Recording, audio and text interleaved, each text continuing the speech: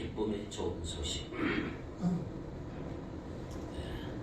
보통 왕궁에서 왕위를 이을 왕자나 공주가 태어나면 모두가 기뻐하고 그 준비를 위해 얼마나 애를 쓰는지 모릅니다.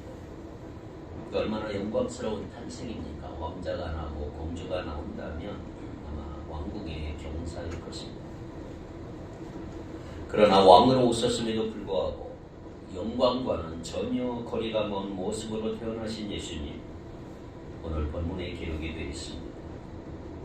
왕으로 오셨지만 전혀 왕으로 대접받지 못한 그 예수님의 탄생에 대한 말씀을 천사로부터 전달받은 사람들이 오늘 본문에 나오는데 누구죠? 목자들입니다. 목자들. 8절에 이렇게 기록이 되어 있습니다. 그 지역에 목자들이 밤에 밖에서 자기 양떼를 지키더니, 밤에 양떼를 지키던 목자들에게 이 엄청난 소식이 전해진 것은 사실 좀 의외라고 할 수가 있죠. 그 당시 유대 땅에서 목자들은 신분이 낮고 천한 사람들로 취급을 받았기 때문입니다. 그러나 바로 그렇게 더럽고 비천하다 해서 다른 사람들, 특별히 종교 지도자들로부터 무시당하던 목자들에게 어느 날 하나님의 천사가 내려와서 예수 그리스도의 탄생에 대해 알려주고 있는 거죠. 목자들은 양치는 일을 위해 성전이 있는 곳으로부터 여러 날 동안 멀리 떨어져 있는 곳에 가 있어야 하기 때문에 스스로 정결하게 하는 유대교 종교 예식을 참석할 수는 없었습니다. 그래서 율법에 의하면 부정하게 됐습니다. 그러나 이 낮고 천한 사람들, 종교적으로 부정하다고 여겨지던 사람들에게 하나님으로부터 큰 기쁨의 좋은 소식이 가장 먼저 전해졌다고 하는 것이 얼마나 놀라운 사실입니다.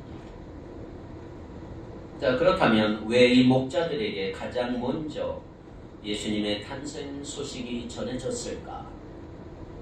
성경에 그 이유가 나와 있지는 않지만 한 가지 우리가 주목할 것은 이거예요. 천사들이 그들에게 온 때가 언제인가라고 하는 거죠. 천사가 나타난 시간은 언제입니까? 8절에 보니까 목자들이 밤에 뭐하고 있을 때? 자기 양떼를 지키고 있을 때, 그때 왔다라고 하는 거죠. 사실 밤에 얼마나 피곤하고 힘든지 몰라요. 근데 목자들이 자기들이 할 일을 충실하게 감당하고 있을 때 천사가 뿅 나타났어. 우리가 수요일마다 계속 살펴보고 있는 다윗 왕도 10대 소년 시절에 직업이 뭐예요? 목자예요. 목동입니다. 목동, 목자. 그들의 형들은 전쟁터에 나가 군인으로 싸우고 다른 일을 할 때에 아버지 이새는 막내 다윗에게 가장 더럽고 하찮은 일을, 양떼를 돌보는 일을 맡겼던 것을 볼 수가 있습니다. 그러나 다윗은 그러한 상황 속에서 여전히 아무것도 불평하지 않고 열심히 맡겨진 양떼를 치기 시작을 했습니다. 심지어 맹수들이 공격해오는 상황 속에서도 맹수들과 맞붙어 싸워 이기는 가운데 점점점 용사도로서 성장해가고 다듬어져 갔던 거죠. 목자들은 당시 아무도 알아주지 않을 뿐만 아니라 오히려 사람들이 무시하는 일을 하는 사람들이었어요. 그러나 한밤중에도 그들은 열심히 자기들이 맡은 양들을 잘 지키고 있었던 것입니다. 사실 모든 사람이 잠든 밤 추위가 느껴지는 들에서 양을 지키던 그들의 심정이 어땠을까요? 남들은 다 잠을 자고 있는데 자기들은 일을 해야 됩니다. 그것도 자기들에게 이런 고된 일을 시키고 평안히 잠들어 있는 사람들, 특별히 종교 지도자들을 향한 원망도 있었을 것이고 사회에 대한 불만도 있었을 거예요. 하지만 혹시 그들도 다윗을 생각하며 양을 지키고 있지 않았을까 한번 상상해 보십시오. 왜냐하면 바로 그곳이 다윗의 고향인 베들레헴 근처였기 때문이고 다윗도 목자였기 때문에 우리의 선배 다윗이 있었구나. 자기들의 처량한 처지 때문에 더욱 하나님을 향해 간절한 마음을 품고 있었을 텐데 그 시간에 어쩌면 자기들의 목자, 목동 대선배인 다윗의 시편을 읽고 있었을지도 모르지요. 그 위대한 왕 다윗도 소년 시절에는 자기들과 똑같이 비천한 목자였다고 생각하면서 그들이 다윗이 지어 불렀던 시편들을 읽고 있었을 그때, 바로 그때 천사가 그들에게 나타나서 놀라운 소식을 전해준 거예요. 천사들이. 자, 9절 10절을 같이 읽겠습니다. 9절 10절 시작. 주의 사자가 곁에 서고 주의 영광이 그들을 두루 비치매 크게 무서워하는지라. 천사가 이르되 무서워하지 말라. 보라, 내가 온 백성에게 미칠 큰 기쁨의 좋은 소식을 너희에게 전하노라. 온 백성에게 미칠 큰 기쁨의 좋은 소식, 누구에게 전해졌어요? 결코 왕궁에서 호화롭게 살던 권력자들에게 전해준 게 아니고, 자기들의 학식과 경거를 자랑하던 바리새인들이나 제사장들에게 전해진 것이 아니고, 놀랍게도 하나님의 말씀은 낮고 비참한 목자들, 천한 목자들, 멸시당하는 위치에 있었지만 하나님을 바라보면서 자신들의 일을 묵묵히 하고 성실하게 일을 감당하고 있었던 목자들에게 임했던 거죠. 그렇다면 오늘 이것이 우리에게 무엇을 말해줄까요? 목자들이 어떤 사람인지도 우리가 모르는데 무조건 그들을 미워하면서 최고의 영성을 가진 사람들이라고 말씀드리는 게 아니고, 하나님의 말씀, 온 백성에게 미칠 큰 기쁨의 좋은 소식은 힘든 상황에 불평하고 원망하는 사람이 아니라 오직 하나님만 바라며 자기에게 맡겨진 일에 최선을 다하는 사람에게 주어진다는 사실이죠. 그래서 이 목자들을 통해서 알 수가 있는 거예요.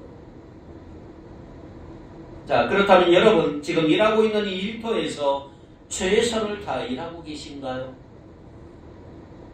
윗사람이 안 볼 때 대충 하거나 심지어 일하는 시간에 드라마를 보는 사람도 있다고 해요. 최선을 다하고 계십니까? 가정에서 자기가 맡은 역할에 최선을 다하고 있나요? 그리고 교회에서도 자신이 맡은 사역에 최선을 다해 섬기고 있나요? 아니면 이런저런 핑계를 대며 게으르게 하고 있지는 않은가요? 우리는 누구나 인생에 고민이 있고 괴로움이 있고 슬픔이 있고 답답함이 있어요. 하지만 그 가운데서 우리가 할 일은 뭐예요? 불평과 불만과 비난이 아니고 최선을 다하는 것입니다. 혹시 아무도 알아주지 않더라도, 세상의 눈으로 볼 때는 별 볼 일 없는 인생인 것 같아도 하나님은 모든 것을 보고 계신다는 사실을 기억하시고, 하나님이 기뻐하실 만한 삶을 살기 위해서 힘쓰고 애쓰는 사람, 앞으로 나가는 사람에게 하나님의 말씀은 임하는 거다 이 말이에요. 지금 하나님의 말씀이 귀에 들어오지 않는 사람, 신앙생활이 별 재미가 없는 사람, 하나님께 문제가 있어서가 아니라 다른 사람이 문제가 있는 것이 아니라 그것은 바로 나 자신이 하나님의 말씀이 들어오지 못하도록 귀를 막고 있기 때문인 것입니다. 여러분, 비가 아무리 억수로 많이 내려도 컵을 거꾸로 딱 내려놓으면 거기에 물은 한 방울도 들어가질 않아요. 빗물을 받으려면 들어오도록 컵을 세워놓고 위를 향하도록 해야죠. 하나님의 말씀이 아무리 선포되고 아무리 나에게 주어져도 뒤집어 놓으면 어떻게 말씀이 들릴까요? 하나님은 나를 사용하고 싶어 하십니다. 놀랍게도 저 위대하신 하나님께서 나 같은 사람을 사랑하실 뿐만 아니라 나를 사용하고 싶어 하신단 말이에요. 그런데 내가 준비되어 있지 않아서 주님이 말씀하실 때 듣지 못한다든지, 아니면 말씀을 들어도 내가 변명하거나 핑계를 대느라고 쓰임받지를 못한다면 얼마나 아쉬운 일입니까? 어쩌면 저를 포함해서 우리 모든 사람은 올 1년 동안 핑계 부자이고 핑계 전문가였습니다. 이래서 못하고 저래서 못한다는 핑계가 우리들은 얼마나 많습니까? 환경이 나빠서 못하고, 돈이 없어서 못하고, 지위가 낮아서 못하고, 다른 사람 때문에 못하고, 너무 바빠서 못하고, 너무 한가해서 못하고, 피곤해서 못하고, 운동해서 못하고, 놀러가느라 못하고, 드라마 보느라고 못하고, 아이들 보느라고 못하고, 나이가 많아도 못하고, 나이가 어려도 못하고, 너무나 핑계가 많은 오늘 우리들의 모습이에요. 우리가 이래서 못하고 저래서 못하고 이게 안 좋아서 못하고 저 사람이 걸려서 못하고 그러다 보면 할 수 있는 데가 아무도 없어요. 삶에는 문제가 끊이지 않고 찾아오기 때문에 그래요. 하나 해결하면 또 문제가 와요. 문제를 다 해결하고 나면 하겠다고 하면 결국에는 할 수 있는 모습들이 우리에게는 아무것도 없어요. 해야 할 것 다 하고 나서 주님의 일을 하겠다고 하면 결코 할 수가 없는 거죠. 어려운 상황은 이 세상 끝날까지 없어지지 않기 때문인 것입니다. 우리 신앙생활도 할 수 있을 때 해야 됩니다. 주님이 주시는 사역도 할 수 있을 때 하시기 바랍니다. 왜냐하면 하고 싶어도 할 수 없을 때가 갑자기 찾아와요. 갑자기. 그래도 오늘날 우리의 상황은 오늘 본문에 나오는 목자들보다 훨씬 낫지 않습니까? 우리 각자 자기 위치에서 최선을 다하면서 하나님의 자녀답게 말씀대로 살아갈 때 다른 사람이 뭐라고 하든지 상황이 어떻든지 주님의 놀라운 역사가 바로 나를 통해서 일어날 수 있다는 사실을 기억하시기를 바랍니다. 다음에는 11절로 14절에 보면 천사의 메시지가 기록이 됐습니다. 자, 오늘 본문에서 천사가 목자들에게 전해준 소식은 무슨 소식이에요? 10절에 보면 큰 기쁨의 좋은 소식이다. 그런데 그것이 왜 큰 기쁨의 소식이 되었을까요? 11절, 12절 시작. 오늘 다윗의 동네에 너희를 위하여 구주가 나섰으니 곧 그리스도 주시니라. 너희가 가서 강보에 쌓여 고요에 누여있는 아기를 보리니 이것이 너희에게 표적이니라 하더니. 아멘. 자, 이것이 큰 기쁨의 좋은 소식인 것은 우리를 위해 구주가 나섰기 때문이다. 또 이 소식은 온 백성에게 미칠 좋은 소식, 즉 모든 사람을 위한 것이기 때문이다. 사람들은 피부 색깔이 다 다르고 차별하고 출신, 배경, 혈통, 학벌, 재산의 많고 적음, 심지어 요즘은 성별에 따라 차별하는 사회에 남자, 여자 차별하고.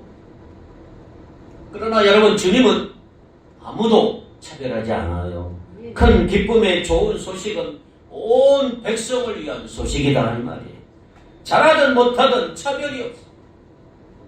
하나님은 모든 사람에게 큰 기쁨의 좋은 소식을 들려주기를 원하시고 누구나 구원받기를 원하신다 이 말이에요. 13절 볼까요? 호련히 수많은 천군이 그 천사와 함께 하나님을 찬송하여 이르되. 그 천사가 처음에 혼자 와서 이 소식을 전해주는데 갑자기 그 천사 옆에 천군, 수많은 하늘의 군대가 나타나서 하나님을 찬양하며 예수님의 탄생의 의미를 알려주고 있는 거예요. 그것이 뭐지요? 14절 시작. 지극히 높은 곳에서는 하나님께 영광이요 땅에서는 하나님이 기뻐하신 사람들 중에 평화로다 아니라. 자, 예수님의 탄생은 먼저 하나님께 영광이 되는 거예요. 하나님은 천지 창조와 인간의 타락 이후에 구원의 계획을 이미 다 세워놓으셨어요. 그렇게 구원을 준비하다가 때가 꽉 찼을 때, 때가 찬 그 시간 예수님을 이 땅에 구주로 보내셨다. 이건 결코 우연히 된 게 아니고 하나님의 구원 계획이 이루어진 놀라운 사건인 줄 믿습니다. 그때가 딱 맞는 때였기 때문에 그때 보내신 거예요. 수천 년 동안 걸친 하나님의 구원 계획이 드디어 예수님의 탄생으로 인해 이루어진 것이기 때문에 천군 천사가 바로 그 구원의 하나님께 영광을 돌리고 있는 거예요. 그렇습니다. 예수님의 탄생은 또한 이 땅에 하나님의 평화를 주는 사건이다. 14절 하반절에 이렇게 되어 있어요. 땅에서는 하나님이 기뻐하신 사람들 중에 평화로다 하니라. 평화. 히브리어로 뭐예요? 살롬이죠. 살롬은 하나님을 믿는 사람들이 세상에서 누리는 행복을 말해요. 그래서 이스라엘 사람들은 지금도 서로를 향해서 살롬 아침 저녁 인사를 합니다. 하나님의 평화가 임하기를 바랍니다. 살롬. 우리도 한번 해보세요. 사람 살롬 죽일 놈이 아니고 살롬이란 말이 살롬은 평화. 하나님의 평화가 임하기를 바랍니다. 늘 평화가 당신 마음에 풍성하길 바랍니다. 여러분 예수 믿고 가장 큰 평화, 가장 큰 축복은 살롬이에요. 평강. 내 마음이 지옥이면 어떻게 살아요? 평강. 마음이 평안한 거예요. 무슨 일이 있어도 평강한. 예수님의 탄생 이후에 이 평화는 예수님을 통해서 하나님과 원수되었던 우리 관계가 회복된 하나님과의 평화인 줄 믿습니다. 또 거기서 나오는 안정과 평안, 그리고 우리의 실생활에서 우리가 누릴 수 있는 번영과 기쁨과 행복을 모두 포함하는 넓은 개념의 단어라고 할 수가 있죠. 여러분이 이 살롬이라는 말을 좀 자주 쓰시기 바라요. 살롬. 여러분의 살롬의 은혜가 넘치기 바라요. 살롬. 그런데 중요한 건 이 문제는 뭐냐? 이 살롬 평화는 모두에게 주어지는 게 아니에요. 어떤 사람에게 주어진다고요? 하나님이 기뻐하신 사람들에게만 주어진다. 이게 살롬이죠. 다시 말해 하나님이 좋아하시는 사람들이 이 평화를 누리면서 삽니다. 하나님이 안 주셔서 못 누리는 게 아니에요. 하나님 다 주셔요. 그런데 하나님이 좋아하시는 사람들은 아까 말씀드린 컵을 올바로 놓는 것처럼 하나님이 평화를 쏟아 부어 주실 때 딱 받아서 누리는 사람들. 하지만 하나님이 안 좋아하시는 사람들은 실제로 안 좋아하시는 게 아니라 하나님을 거부하는 사람. 컵을 거꾸로 놓아서 무슨 말을 해도 듣지도 않고 하나도 담기지 않는 것. 하나님을 거부하는 사람들. 그런 사람들은 살롬의 축복이 없는 거예요. 그러면 하나님이 좋아하시는 사람은 누구일까요? 하나님을 의지하는 사람들이에요. 하나님을 의지하는 사람. 물론 하나님은 누구나 다 사랑하세요. 거기에는 더하거나 뺄 게 없어요. 하나님의 사랑은 완벽하십니다. 하나님은 누구나 완전한 사랑으로 사랑하십니다. 그러나 모든 사람을 다 기뻐하지는 않습니다. 자기 능력, 자기 지위, 재산, 학벌, 배경, 연주를 의지하는 사람은 하나님 좋아하지 않습니다. 아무것도 없는 사람, 연약한 사람, 비천한 사람, 가난한 사람을 하나님이 좋아하세요. 그러나 무조건 연약하고 비천하다고 해서 전부 다 좋아하시는 게 아니에요.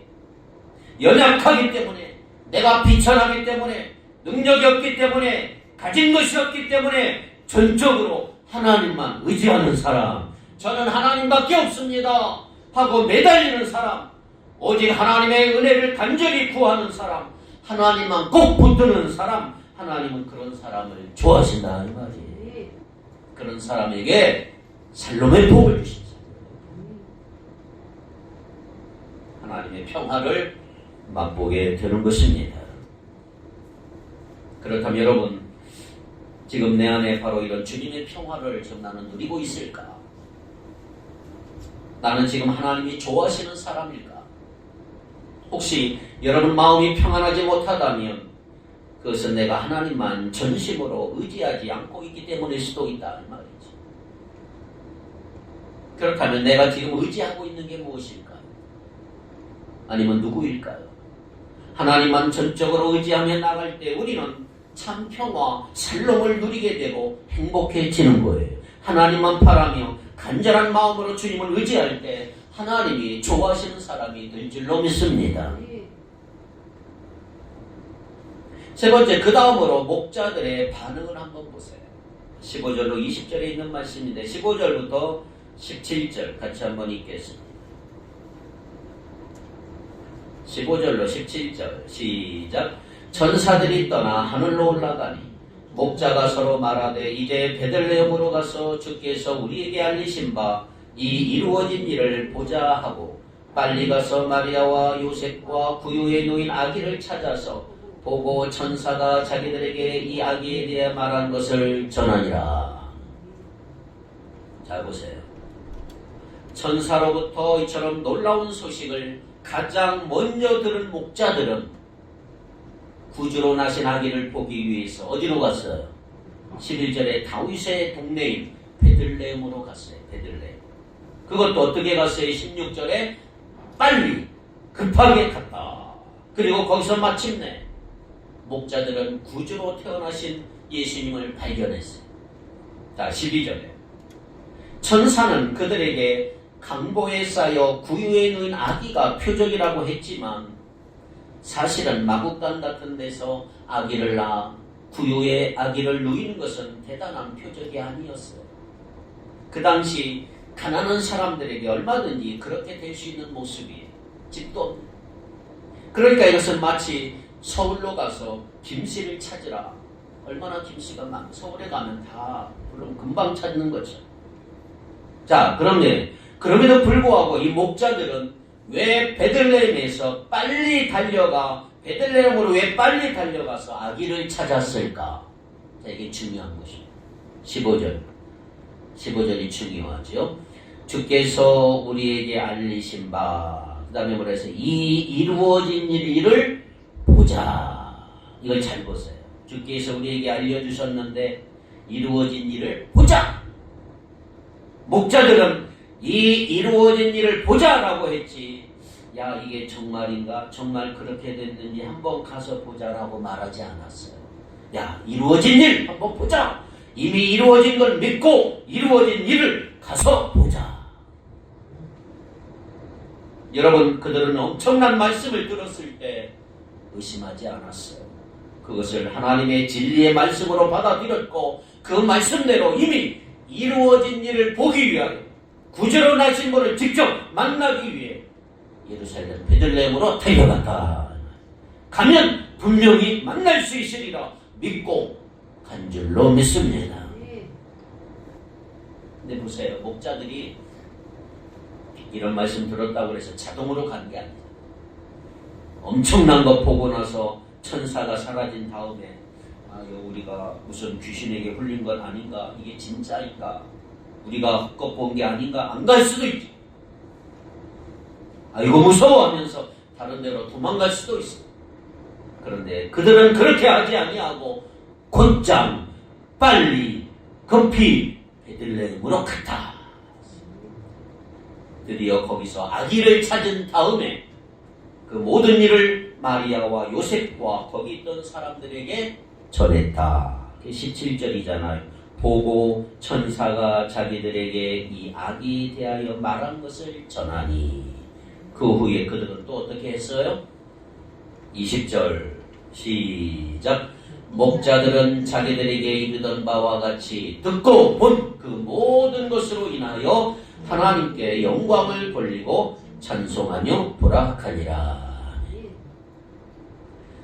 목자들은 천사가 자기들에게 말해준 그대로 모든 것이 다 이루어졌다는 사실을 눈으로 확인했고 자기들이 듣고 본 모든 것으로 인하여 하나님께 영광을 돌리고 찬송하며 일터로 돌아갔다. 그렇습니다. 여러분, 목자들은 천사에게서 성탄의 소식을 들었습니다. 아울러 천사가 일러준 표적에 의해서 목자들은 아기 예수님을 찾아가 만났어요. 그래서 천사들이 하나님께 영광을 돌리고 찬송했던 것처럼 이제는 목자들도 하나님께 영광을 돌리고 찬송했던 거죠. 그러면서 목자들은 어떻게 했어요? 그들은 그 자리에 그대로 머무려 하지를 않았어요. 20절 마지막에 보면 그들이 돌아가니라. 어디로 돌아갔을까요? 일터로 갔겠죠. 양치는 일터로. 그들의 양떼가 있는 곳으로. 그들은 흥분하거나 들뜨지 않았어. 그들은 삶의 본연의 자세로 되돌아가서 그들의 일상생활에 더 더 충실하지 않았습니까? 사랑하는 성도 여러분, 오늘 우리의 가정에 충실해야 되고 직업에 최선을 다해야 되고 그 가운데 하나님께 영광을 돌리고 찬송하기를 바랍니다. 이것이 바로 세상의 빛으로서 또한 세상의 소금으로 세상을 변화시켜야 할 우리들의 마땅한 모습이라 이 말이에요. 마태복음 1장에 보면 마리아의 남편 요셉도 어느 날 꿈에 천사가 나타나서 요셉에게 이렇게 말을 해요.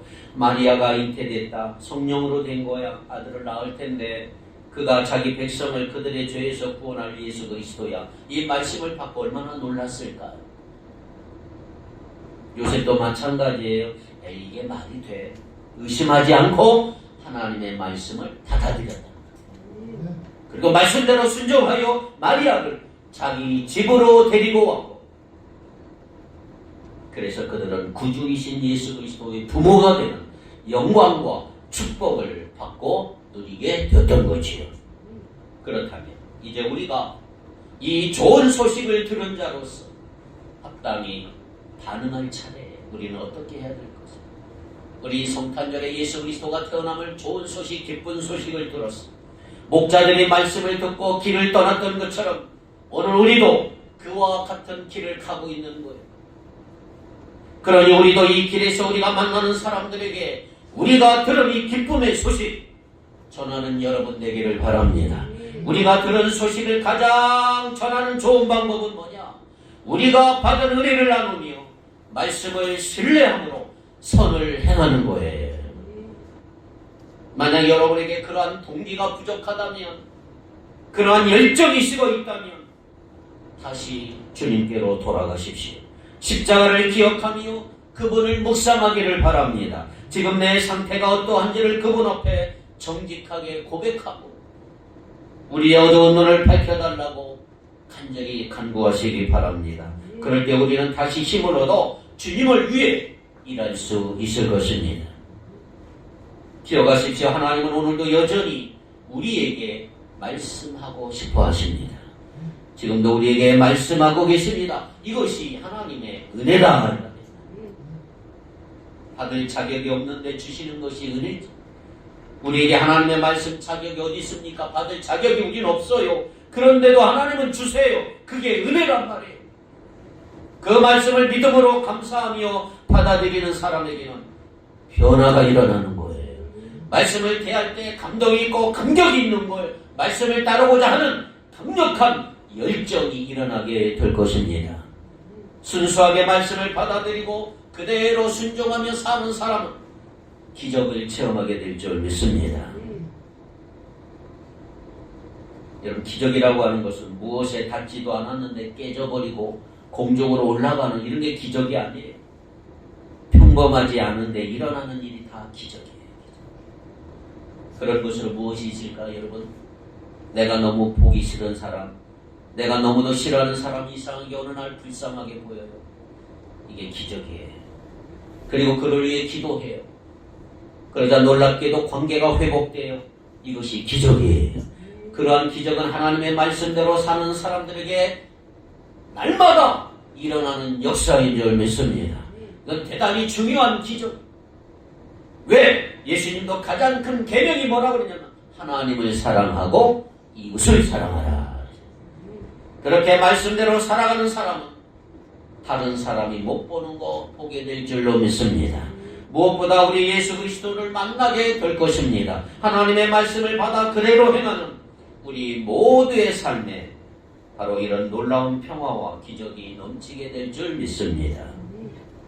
오늘 본문에 등장하는 목자들을 통해서 우리는 6가지 성탄을 맞이하는 자세를 한번 묵상하고 가겠습니다. 첫째는 말씀을 들으시기 바랍니다. 목자처럼 말씀을 잘 듣고, 두 번째 말씀을 믿으시기 바랍니다. 세 번째 말씀을 따라 행하시기 바랍니다. 네 번째 말씀을 전파하시기 바랍니다. 다섯째 말씀을 깊이 생각해 보십시오. 그리고 여섯째 생활에 충실하시기 바랍니다. 놀라운 역사가 일어나게 될 것입니다. 기도하겠습니다.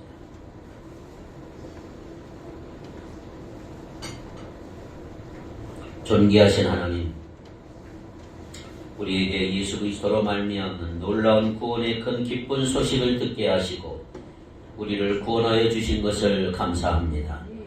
이 복된 성탄절에 이 복된 소식 전하며 주의 나라 견고하게 붙들며 살아가는 주의 제자들 되게 하여 주시옵소서.